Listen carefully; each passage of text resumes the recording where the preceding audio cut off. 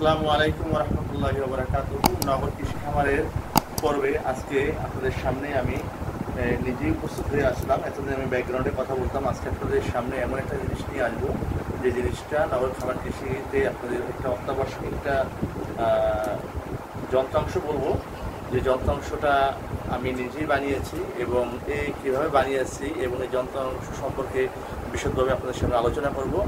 আজকে আমরা যে জিনিসটা নিয়ে আলোচনা করব, মুরগির ডিম ফুটানোর যে মেশিন আমরা ইনকিউবেটর বলি, সেই ইনকিউবেটারের সম্পর্কে প্রাথমিক যে আলোচনা এবং তার বিস্তারিত কিছু আলোচনা নিয়ে আসতেছে আপনাদের সামনে।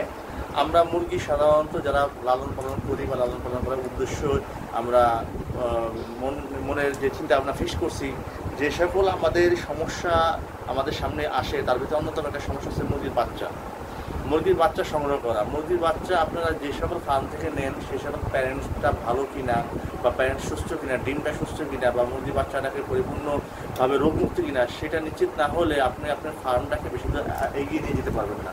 তার জন্য আপনি কী করতে হবে, আপনার ফার্মের জন্য আপনি ডিমটা নিজেরই ফুটাইতে হবে। আর সেটা দেশি মুরগি দিয়ে ফুটাতে গেলে সেটা আপনি একসাথে 10-12 পিসের বেশি আপনি ফুটাতে পারবেন না। একাধিক মুরগি নগর কৃষি খামারের পর্বেই বলেন বা ঘরোয়া পর্যায়ে যেখানে বলেন, কেউই একাধিক মুরগি নিয়ে সে মুরগির ডিম ফুটানো একটা ঝামেলার সাপেক্ষ। একসাথে সবগুলো বাচ্চা বের হয় না, বাচ্চাগুলো ছোটো বড়ো হয়, বাচ্চাগুলোকে ক্লাস করা যায় না, বাচ্চাগুলোকে রুটিনে সেটা মেনটেন করা যায় না। তার জন্যই যারা ফার্মিং পর্যায়ে চিন্তা ভাবনা করতেছেন তাদের জন্য একটা ডিম ফুটানোর মেশিন বা ইনকিউবেটর একটা খুবই অত্যাবশ্যক একটা জিনিস। হ্যাঁ, যেটা বলতেছিলাম, আমাদের যে একটা ইনকিউবেটর ফার্মিংয়ের জন্য খুবই একটা অত্যাবশ্যক একটা জিনিস। আর ইনকিউবেটরের ব্যাপারে আপনাদের বলতে গেলে আপনি ফার্মিংয়ের লাভ লসের যে জিনিসটা আপনি বলা হয়, সেখানে ইনকিউবেটরের একটা ভূমিকা এখানে 99% অগ্রণী ভূমিকা পালন করে থাকেন ফার্মের ক্ষেত্রে। যেমন একটা গাছ যদি আপনি রোপণ করেন, গাছটা পরিপূর্ণ বড় হবে, সেখান থেকে ফল হবে, সেই ফল থেকে কিন্তু আপনার মূলত বিজনেসটা। তেমনি ইনকিউবেটর হচ্ছে আপনার ফার্মের একটি গাছ শুরু। এই ইনকিউবেটরের ক্ষেত্রে আপনি যথেষ্ট খুবই গুরুত্বপূর্ণ একটা ভূমিকা পালন করতে হবে যে ইনকিউবেটরটা সঠিক মান হয় কিনা, অ্যাকুরেট ইনকিউবেটর হয় কিনা, যেখান থেকে আউটপুট 95 থেকে 98% আপনি নিতে হবে। এবার আমরা আলোচনা করি ইনকিউবেটরটা কি। ইনকিউবেটর এমন একটা যন্ত্রাংশ বা এমন একটা সিস্টেম যেখানে মুরগি তার ডিমকে যেই পদ্ধতিতে বাচ্চাটাকে পরিপূর্ণভাবে ভ্রূণ থেকে পরিপূর্ণ বাচ্চা উৎপাদন হয়, যে কন্ডিশন, সেই কন্ডিশনটা আমরা যান্ত্রিকভাবে করে থাকি। সেই যান্ত্রিক অংশটার নামই হচ্ছে একটা ইনকিউবেটর বা মুরগির ডিম ফোটানো একটা ইনকিউবেটর। বিভিন্ন গবেষণায় থেকে আমরা যেটা জানি, মুরগি যখন বাচ্চাকে তাপ দেয়, যে টেম্পারেচারটা মুরগি তার ডিমকে দিয়ে থাকে, সেই টেম্পারেচারটা হচ্ছে 37.7। এটা কেউ কেউ বিতর্কিত আছে 37.5 থেকে 37.7 এর ভিতরে মূলত থাকে। এই একটা এনভায়রনমেন্টের ভিতরে 37.7 টেম্পারেচার রাখা এবং তার সাথে হিউমিডিটি মানে আর্দ্রতা বা বাতাসে জলীয় বাষ্পের যে অংশটি আমরা হিউমিডিটি বলি বা আর্দ্রতা বলি, সেটা মূলত যেই অনুপাতে রেখে একটা কনস্ট্যান্ট একটা সিস্টেম তৈরি করা হয়, সেই সিস্টেমটাকে বলা হয় ইনকিউবেটর। এই ইনকিউবেটরটা আমরা মূলত 3 ধরনের মূলত হয়ে থাকে। একটা আছে যে ম্যানুয়াল, একটা আছে সেমি অটো, আর একটা আছে ফুললি অটো।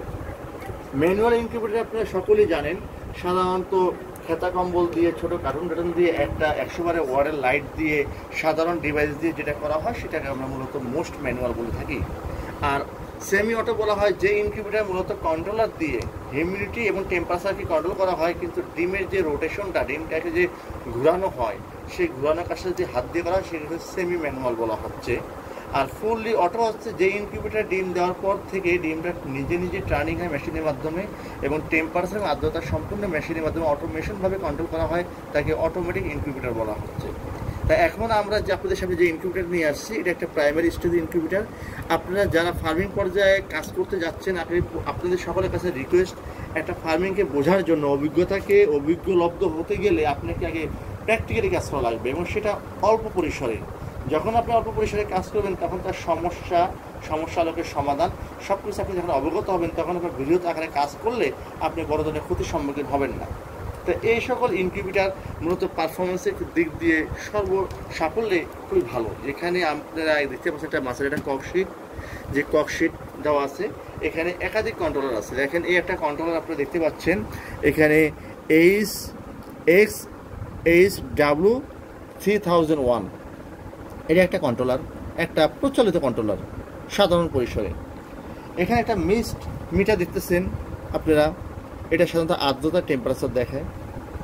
আর এটা দেখতেছেন হিউমিডিফায়ার, যেখানে টেম্পারেচার আর্দ্রতা দেখায়। এটা একটা অনেকটা আধুনিক টাইপের। আজকে আপনাদেরকে দেখাবো আমরা যদি একটা ইনকিউবেটর বানাই, এই ধরনের জিনিস দিয়ে এই ধরনের জিনিস ইনকিউবেটর বানাইলে কীরকম আউটপুট আসে বা তার ইম্প্যাক্টটা কী, তার ভালো দিক মন্দ দিক। সাধারণত আপনারা এই ধরনের সোলার বাক্সে যারা ইনকিউবেটর বানায় তারা মূলত এই ধরনের সার্কিট দিয়ে ইনকিউবেটরটা কমপ্লিট করে, সর্বোচ্চ তার সাথে এই সার্কিটটা রাখে। এই সার্কিটের রিডিংয়ের আলোকে যদি আপনি ডিমটাকে যদি অবজারভেশন করেন, তখন ডিমটার থেকে বাচ্চার হ্যাচিং রেট আমরা 40%ও পাবো না। কেন পাবো না তার বিশদ ব্যাখ্যা আপনাদের সামনে দিচ্ছি। বাজারে যতগুলো ইনকিউবেটরের সার্কিট আছে সব থেকে বিশ্বাসযোগ্য এবং পুরো ওয়ার্ল্ড ওয়াইডই সব থেকে নির্ভরযোগ্য একটা সার্কিট হচ্ছে, আপনারা দেখতে পাচ্ছেন XM18। এই XM18 এই ডিভাইসটা খুবই সুনামের সাথে এবং সফলতার সাথে দীর্ঘদিন ধরে ইনকিউবেটরের সার্কিটটা সার্ভিস দিয়ে আসতেছে। এর কোনো ব্যাড উল্লেখযোগ্য ব্যাড রিভিউ নেই, খুবই বিশ্বস্ততার সাথে এবং অনেকটা 95% অ্যাকুরেসি টেম্পারেচার এবং আর্দ্রতা কন্ট্রোল করার মাধ্যমে সেই ইনকিউবেটরের কার্যটা পরিচালনা করে থাকে। তা আমরা এটাকে স্ট্যান্ডার্ড ধরে আমরা দেখব এই সকল সার্কিটের কীরকম স্ট্যান্ডার্ডাইজডভাবে তাপমাত্রা মেনটেন করে থাকে। দেখেন এই হিউমিডিটি এই ইনকিউবেটরের ভিতরে আমরা সেন্সর ভিতরে দেওয়া আছে, এটারও সেন্সর ভিতরে দেওয়া আছে, এটারও সেন্সর ভিতরে দেওয়া আছে। এখানে আপনারা দেখতে পাচ্ছেন এনে মানে ইন বলতে এই ডিভাইসটাকে বোঝানো হচ্ছে, আর আউট বলতে বোঝানো হচ্ছে এই তার দিয়ে যে সেন্সরটা গেছে। আপনারা দেখতে পাচ্ছেন এদিকে, আমি ক্যামেরাম্যানকে বলবো যে এই যে দেখেন এই তার দিয়ে ভিতরে আমরা সেন্সরটা দিয়ে রাখছি। এর ভিতরে চেম্বারে এই যে চেম্বারটা আমরা ভিতরে দিয়ে রাখছি। তাহলে ভিতরে টেম্পারেচার আমরা দেখতে পাচ্ছি 37.4। এখন যদি আমি বের করছি এই জন্য 36.8 হয়ে গেছে। এখন আবার টেম্পারেচার বেড়ে যাবে, 37.4 আমি পেয়েছিলাম। আমি এটা সকলকে মাথা রাখার জন্য বলতেছি। পাশাপাশি এটাকে আমরা দেখতেছি, দেখেন এখানে দেখানো আছে তাপমাত্রা, এটা দেখেন 41.6 ছোটোটাতে। আমি একটু ক্যামেরাটা কাছে আনতে বলবো, 41.6 দুটোটারই সেন্সর ভিতরে দেওয়া আছে। তাহলে যদি ডিমের যদি তাপমাত্রা দরকার হয় 37.7, এইটা অনুযায়ী যদি আমি 37.7 করতে যাই, তাহলে দেখা গেছে যে এখন আছে অ্যাকচুয়ালি আমার এর ভিতরে তাপমাত্রা 37.6, কিন্তু এখানে দেখাচ্ছে 41.6। তাহলে আমি যদি এই মিটারে 37.7 ধরি, তাহলে এই ডিমে অ্যাকচুয়ালি 32 ডিগ্রি টেম্পারেচার সে পাচ্ছে না, কিন্তু এই রিডিং অনুযায়ী আমি ধরে নিচ্ছি যে 37.7 পাচ্ছে। ফলে কী হবে, ডিমটা যেভাবে ব্রুনে যাওয়ার কথা, যে টেম্পারেচার পাওয়াতে যে এনভায়রনমেন্ট দেওয়া, সেটা আমি দিতে পারতেছি না, কারণ এই ডিসপ্লে রিডিং বা ইকুইপমেন্টটা অ্যাকুরেট নয় বা অধিকতা সঠিক নয়। যার কারণে আমি বলবো ইনকিউবেটরে এই ধরনের ডিভাইসগুলো গ্রহণযোগ্যতা রাখে না। এটা কোনোভাবেই আমি দেখেন 60% এখানে কি আছে, আর্দ্রতা আছে বা ময়েশ্চার আছে, কিন্তু আমরা দেখতেছি প্র্যাকটিক্যাল কথা বলছি আমরা 66।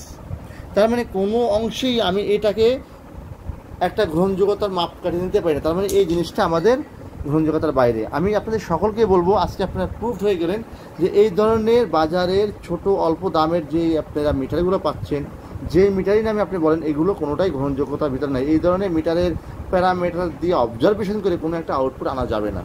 তখন আপনার ডিম নষ্ট হবে, সময় নষ্ট হবে, ফার্মের দিকে আপনার এনার্জিটা নষ্ট হবে, আপনি কোনো আউটপুট পাবেনই না। ফার্ম যে একটা যে লাভজনক একটা পেশা, নিজের সময়টাকে ইউটিলাইজেশন একটা পেশা, সেটা আপনি সম্পূর্ণ বঞ্চিত হবেন, কারণ আপনার পেরিফেরালগুলো বা যন্ত্রাংশগুলো সঠিক সিলেক্ট করার অভাবে।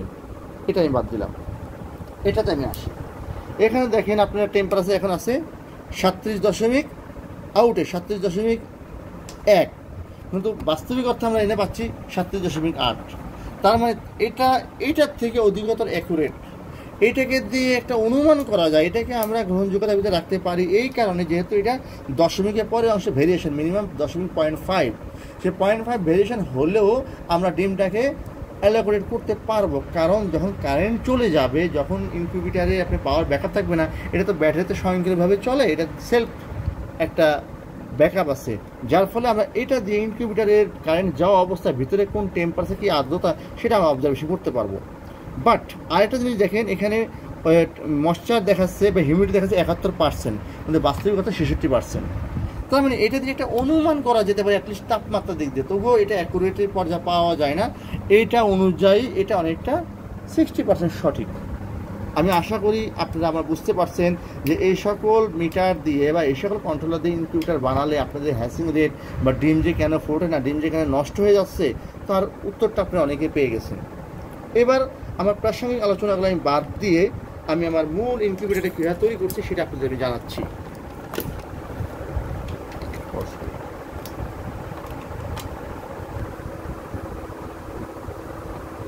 এবার আমরা যে ইনকিউবেটরটা বানাইছি, আপনারা অনেকে বলতে পারেন যে ভাই এরকম একটা ককশিটের ইনকিউবেটর এত ইনভেস্টমেন্ট কেন? দেখেন, যারা ফার্মিং পর্যায়ে আমরা কাজ করি তারা কিন্তু একদিনের জন্য কাজটা করি না। আমার এই সার্কিট দিয়ে আগামীতে আমি 10 থেকে 12,000 ডিমের ইনকিউবেটরের একটা কন্ট্রোলার, এটা দিয়ে 5 পিসের ডিম যেমন ফুটানো যাবে, 12,000 ডিমে ফুটানো যাবে। আমার অ্যাজ এ লং রান ইনভেস্টের জন্য আমি এই সার্কিটটা এনে রেডি করলাম। আগামীতে এই সেট আপ দিয়ে আমি বড় ধরনের একটা হ্যাচার বানাবো, আর শ্যাটার বানাবো আমি বড় একটা আরেকটা সার্কিট দিয়ে। কারণ আপনারা জানেন যে একটা স্ট্যান্ডার্ড ইনকিউবেটারের দুইটা পার্ট একই জায়গায় রাখাটা ঠিক না, স্যাটার এবং হ্যাসার। এখন আপনারা বলতে পারেন স্যাটারটা কি, হ্যাসারটা কি?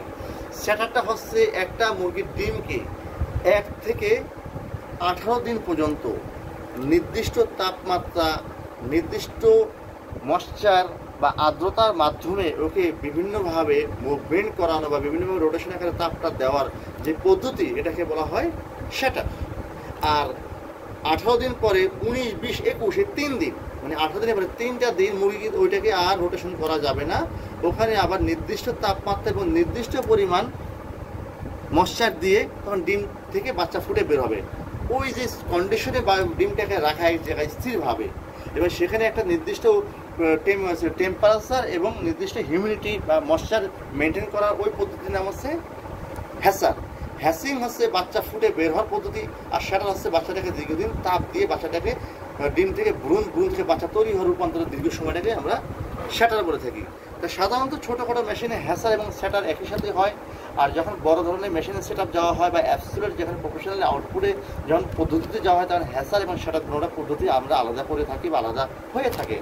তা এখানে আমরা এই ইনকিউবেটরটা কীভাবে বানাইছি আপনাকে আমরা ডিটেলসে দেখাচ্ছি। এখানে আপনারা দেখতে পাচ্ছেন এই একটা কন্ট্রোলারটা আমরা আপনাদেরকে আগে বলছি XM18 ডাবল সার্কিট একটা অরিজিনাল কন্ট্রোলার। আমি আবার বলি XM18 double circuit, single circuit না, ডাবল সার্কিট একটা অরিজিনাল কন্ট্রোলার। এই XM18 ডাবল সার্কিটের অরিজিনাল কন্ট্রোলার কীভাবে চিনবেন তার একটা ভিডিও আমরা আগামীতে নিয়ে আসবো। তাহলে আপনারা এই অরিজিনাল আর ডুপ্লিকেট কেন আপনারা চেনা প্রয়োজন আছে, এই যে রিডিং তাপমাত্রা, এই রিডিংটা যদি অ্যাকুরেট না আসে আপনার পুরো ডিমের যত ইনভেস্ট হবে সব ডিমগুলো নষ্ট হয়ে যাবে। তার জন্য অরিজিনালটা কেনা অত্যাবশ্যকই জরুরি। এই জন্য আপনারা আমার আগামীতে চ্যানেলে একটা ভিডিও পেয়ে যাবেন। এখন দেখেন আমরা XM18 একটা কন্ট্রোলার নিয়েছি। আর কি নেওয়া হয়েছে, একটা ককশিট নেওয়া হয়েছে।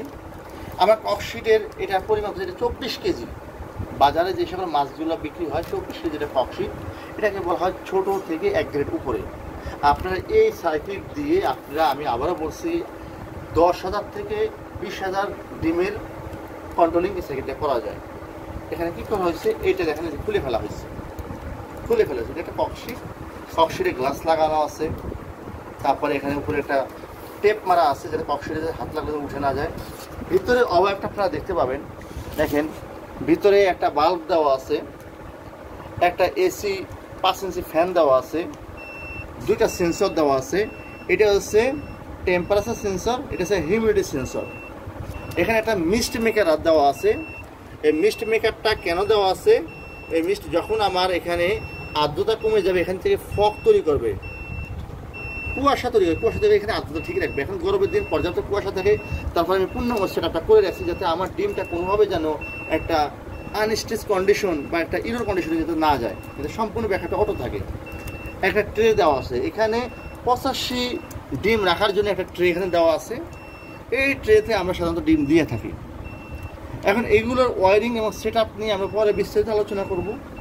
এখন আপনারা দেখেন একটা ডিম, এই ডিমটাকে আমরা আপনাদের দেখানোর সুবিধার জন্য 3টা ভাগে ভাগ করছি, 1 ভাগ, 2 ভাগ, 3 ভাগ। আপনারা 4 ভাগও করতে পারেন। একটা ডিমকে দিনে ন্যূনতম 3 বার টার্নিং করাতে হবে, 3 বার। কেন টার্নিং করাতে হবে, এইভাবে যখন আমরা ডিমটা রাখবো উপরিভাগে তাপটা পড়বে বেশি,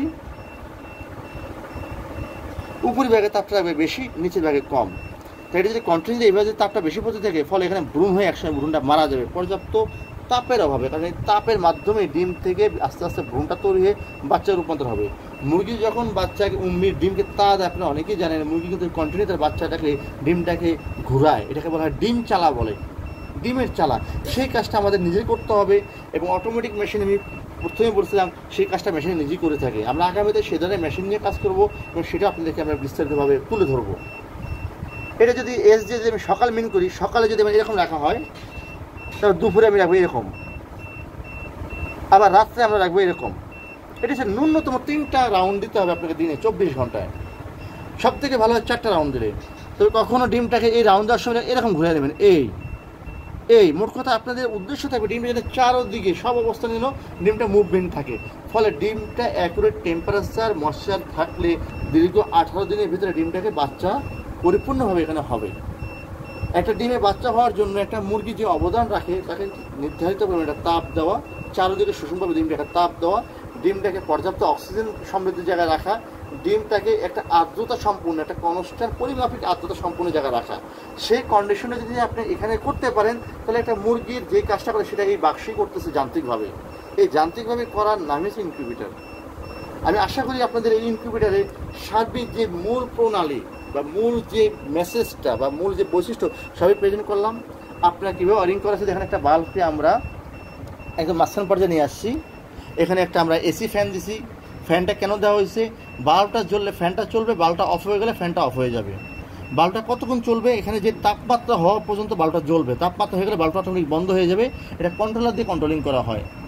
কন্ট্রোলারের কানেকশনটা আমরা আরেকটা পর্বে দিয়ে আপনাদের ভিডিওতে বিস্তারিত জানিয়ে দেবো। দেখেন এই ফ্যানটাতে এই বাল্বের তাপটাকে চারিদিকে সুষমভাবে ঘুরিয়ে নিচ্ছে, ফলে তাপটা এক জায়গায় থাকবে না, চারিদিকে সমান তাপমাত্রা থাকবে। আর সেন্সরটা আমরা কোথায় রাখছি দেখেন, সেন্সরটা দেখেন একটা ডিম রাখার পরে এই যে ডিমটা যদি এখানে রাখি দেখেন, ডিমের উপরিভাগের লেভেলে আমরা সেন্সরটা রাখছি, যাতে এই লেভেলে তাপটা কেমন পড়ে এবং বাল্ব থেকে অনেক দূরে, মানে এখানে যদি 37 ডিগ্রি যদি তাপ থাকে তাহলে সারা জায়গায় 37 ডিগ্রি তাপ আছে। সেন্সরটা এখানে রাখা যাবে না, এখানে রাখা যাবে না, রাখতে হবে বাল্বের বিপরীত সাইডে। তেমনি হিউমিডিটি মানে ময়েশ্চারটা পরিমাপের জন্য যে সেন্সর ঠিক এই পাশাপাশি রাখতে হবে। কোন লেভেলে, এই ডিমের লেভেলে আমরা রাখছি। এটা উপরেও রাখা যাবে না, নিচেও রাখা যাবে না। বেশিরভাগ ইনকিউবেটর ডিমগুলো নষ্ট হয় এই অ্যাকুরেট জায়গায় সেন্সর না থাকার কারণে, যার ফলে অ্যাকুরেট টেম্পারেচার এখানে আছে কি না আমরা ডিসপ্লেতে দেখলেও তা এখানে আসলে পাওয়া যায় না। এই জন্য এগুলো, এই পরিমাপগুলো খুবই ইম্পর্টেন্ট একটা জিনিস। আর বাল্বের সোজাসুজি এই ফ্যানটা অবশ্যই রাখতে হবে এবং বাল্ব এবং ফ্যানের কোনায় আপনার হিউমিডিটি মানে পানি থেকে যে ময়েশ্চার মানে বাষ্প হয়ে যে আর্দ্রতা যে মেনটেন করবে এটার প্রয়োজন অনুসারে সেটা রাখতে হবে। আর এই কাজটা সম্পূর্ণ অটোমেটিক কন্ট্রোলারটা করবে। আপনারা হয়তো বা বিপ শুনতে পাচ্ছেন, কেন এই যে সাউন্ডটা দিচ্ছে, বিপটা দিচ্ছে, আমি আপনাকে একটু সংক্ষেপে বলি। দেখেন আমার আমার টার্গেট তাপমাত্রা 37.7, কিন্তু এনে আছে 33.1। এই ফিল্ডে এই সেন্সরে এখন তাপমাত্রা আছে 33.1, যার ধরুন, এবং আমার হিউমিডিটি লাগবে 50, এনে আছে 74। তার মানে এখন গরমের সময়, বৃষ্টির সিজন, এখন হিউমিডিটি সবসময় বেশি থাকে। তা সেক্ষেত্রে অত বেশি হলে ডিমটা ফুটবে না, সেই পরিমাণে হিউমিডিটি দেওয়া আছে। যদি সেরকম যায় তাহলে এটা অটোমেটিক অ্যালার্ম দেবে, তখন আমরা হিউমিডিটি কমায় দেবো। সেটা একটা বিস্তর আলোচনা, সেটা আমরা পরে করি। তারপর দেখেন এখানে এই যে পাশে আমরা একটা হোল করছি, এই যে এই হোলটা কেন করছি, এই যে ডিমগুলো আমরা যে রাখলাম, ডিমগুলোতে তাপ এবং টেম্পারেচার পাশাপাশি পর্যাপ্ত অক্সিজেন প্রয়োজন। কারণ ডিমের ভিতরে অসংখ্য ছিদ্র আছে, যে ছিদ্র দিয়ে ভিতরে ভ্রূণটা অক্সিজেন পাবে। এখানে একদম আটকে দিলে অক্সিজেন পাবে না, ফলে ভিতরে বাচ্চারা মারা যাবে। তেমনি অক্সিজেনের এখানে প্রয়োজন। তাহলে আমরা ডিমের একটা বাক্সর যে সেট আপটা আমরা আপনাদের দেখালাম, উপরিভাগে যে কভারটা দেখেন, আমরা একটা 1 ফিট বা 6 ইঞ্চের গ্লাসকে কেটে এখানে আমরা মনিটাইজেশনের জন্য, যাতে বাক্সটা না খুলে, এই যে বাক্সটা না খুলে আমরা যাতে অবজারভেশন করতে পারি, তার জন্য এই ব্যবস্থাটা করা। আর এই কন্ট্রোলারটা আমরা সাধারণত উপরে রাখলাম। দেখেন এখন আমার টেম্পারেচারটা ক্রমান্বয়ে বেড়ে যেয়ে একসময় আমার অ্যালার্মও বন্ধ হয়ে যাবে। তো এই অ্যালার্ম দেওয়ার উদ্দেশ্য হচ্ছে, যদি কখনো আপনার টেম্পারেচারটা কোনো ক্রমে যদি বন্ধ হয়ে যায় বা কমে যায়, আপনাকে একটা অ্যালার্ম করে। এই যে অ্যালার্মটা আমি আপাতত এভাবে যে চাপটা দিলে অফ হয়ে যাচ্ছে, কিন্তু আমি অ্যালার্মটা এই অনে রাখলাম, অনে থাক, কখন বন্ধ হয়ে যায় আপনি একটু খেয়াল করেন। এটা 37.5 হলে অ্যালার্মটা বন্ধ হয়ে যাবে। এই হচ্ছে একটা ম্যানুয়াল ইনকিউবেটরের সার্বিক একটা অবয়ব গঠন ইনশাল্লাহ আমরা অতি শীঘ্রই এই ইনকিউবেটারের টেস্ট পর্যায়ে আমরা 30 পিস ডিম দিয়ে আমরা একটা রিভিউ করব, সেখানে কি সমস্যা হয়, কি আউটপুট হয়, সেটার আলোকে আপনাদের সামনে বিস্তারিত তুলে ধরবো। আমি আশা করতেছি আল্লাহ যদি রহমত করে আমার 80 থেকে 85% ইনশাল্লাহ আমার আউটকাম আসবে। আর আরেকটা যদি দেখি যে ককশিটে আপনারা যখন ফ্যানগুলো লাগাইছি, দেখেন এই যে ফ্যান, এখানে আমি একটা শীট টিন দিছি, এই পাশে যখন লাইটটা লাগাইছি একটা শীট টিন দিছি, যার কারণে টাইট করার সাথে আমার খুব টাইট করা গেছে এবং এই ককশিটটা তো নরম, এটা ভেঙে গেছে, ভেঙে যায় না। আর ককশিটটা সব থেকে অ্যাবসলিউট কেন, হার্ডবোর্ড কেন নয়, কার্টুন কেন নয়, তাপমাত্রা ধরে রাখার জন্য আপনারা সকলেই জানেন পুরো পৃথিবীতে সব থেকে বেস্ট একটা এলিমেন্ট আছে ককশিট। এর জন্য হিমায়িত মাছ বলেন বা ওষুধ বলেন বা প্যাকেজিং বলেন বা টেম্পারেচার কনস্ট্যান্ট করে কোনো দ্রব্য এগিয়ে পাঠাতে গেলে ককশিট দিয়ে করা হয়। সেক্ষেত্রে এই ধরনের ককশিট যদি কারেন্ট চলেও যায় 3 থেকে 4 ঘন্টা এই তাপমাত্রা ধরে রাখতে পারবে, যার কারণে আপনার এই ছোটোখাটো পরিসরে আপনার এর ব্যাকআপ প্রয়োজন নেই। আর যদি আমি হার্ডবোর্ড দিয়ে করতাম, কারেন্ট চলে যাওয়ার 10-15 মিনিটের ভিতরে তার ভিতরে তাপটা কমে যাবে, ফলে ডিমগুলো নষ্ট হয়ে যাবে। মানে বাংলাদেশের বিদ্যুৎ আইনের প্রেক্ষাপটে বা ইলেকট্রিসিটির যেই এই যে লোডশেডিং দেখা যাচ্ছে 37 পয়েন্ট হয়ে গেছে, এখন তার অ্যালার্মটা বন্ধ হয়ে গেছে। 37.60 আমার রিজার্ভ টেম্পারেচার, 37.60 হলেই আমি ভিতরে লাইটটা বন্ধ হয়ে যাবে, আপনারা খেয়াল করুন। তা সেখানে এই ককশিটটা এই জন্য আমরা ব্যবহার করে থাকি। আমরা আগামীতে থেকে বড় ককশিটটা ব্যবহার করবো, আরও বেশি পরিসরে যাবো এবং অটোমেটিকে যাবো। আমি প্রথম স্টেজ থেকে শুরু করলাম, এই যে 37.7 হয়ে গেছে, লাইটটা অফ হয়ে গেছে। তার মানে এইটার কন্ট্রোলটা একদম পুঙ্খানুপুঙ্খভাবে একদম সুপার লেভেলের কন্ট্রোলিং। এই ধরনের কন্ট্রোলিং যদি আমরা মেনটেন করতে পারি, ইনশাআল্লাহ আমরা আশা করতে পারি আমাদের একটা মুরগি থেকে যে পরিমাণ বাচ্চা পাবো তার থেকে ভালো ইনকিউবেটার পাবে। এবং ইনকিউবেটার অন্যতম একটা সুবিধা আছে, 30টা ডিম বলেন 50টা ডিম বলেন একসাথে দেবেন, একসাথে বাচ্চাগুলো বেরিয়ে আসবে, একসাথে বড় করা যায়, একসাথে ইউনিফর্মিংভাবে তাদেরকে মেনটেন করা যায়, ভ্যাকসিনেশন মেডিসিনের সব কিছু অপারেশন করা হয়, তাহলে মর্টালিটি মুরগিটা কমিয়ে যায়, একদম জিরো হয়ে যায়। যার কারণে আমরা মুরগিটাকে একটা ভালো একটা আউটপুটে নিয়ে যেতে পারি, ভালো একটা সুস্থ প্যারেন্টস নিয়ে যেতে পারি। তা আলহামদুলিল্লাহ আপনাদের সামনে ইনকিউবেটারের একটা ছোটোখাটো একটা বিবৃতিমূলক পর্ব তুলে ধরলাম। জানি না কেমন হয়েছে, আমি মনে করি আমার থেকে অনেক শুভাকাঙ্ক্ষী ভাই আরও ভালো জানেন। যারা ভালো জানেন, আমার যদি কোথাও কোনো গ্যাপ থাকে আপনারা আমাকে জানিয়ে দেবেন, ইনশাল্লাহ আপনাদের আমি শিখে নেব। আর যারা নতুন ভাই আছেন তারা মূলত ইনকিউবেটার না কিনে আপনি নিজে বানান, নিজে চেষ্টা করেন, যার দারুণ আপনার ফার্মিংয়ের যদি সমস্যাগুলো আপনি নিজের সমস্যা তো ফেস করবেন, আপনি সমাধান করতে পারলেই আপনি বৃহৎ পরিসরে বড় আঙ্গিকে সফলতা পাবেন। সব কিছু যদি রেডিমেড নিয়ে করতে যান তাহলে হবে কি, আপনি বড় ধরনের সমস্যার সামনে দাঁড়িয়ে তখন নিরুপায় হয়ে যাবেন, তখন আপনি এমন সমস্যার সামনে যাবেন যখন বড় ধরনের লস হবে। এই ছোটোখাটো সমস্যাগুলো আপনি সলভ করে করে আগামীতে বড় ধরনের প্রজেক্টে যাবেন, এই আশা ব্যক্ত রেখে আমরা আজকে আমাদের ইনকিউবেটারের আজকে প্রথম পর্ব এখানে শেষ করলাম। ইনশাআল্লাহ আগামীতে আরও 20টা পর্ব নিয়ে আসবো। সে পর্যন্ত আপনারা সকলেই আল্লাহ তাআলার রহমত এবং মেহেরবানিতে ভালো থাকবেন। আর আমাদের জন্য দোয়া করবেন যেন মহান রব্বুল আলামিন আমাদেরকে সহিহ সালামতে সুস্থ রাখে। আসসালামু আলাইকুম ওয়া রাহমাতুল্লাহি ওয়া বারাকাতুহু।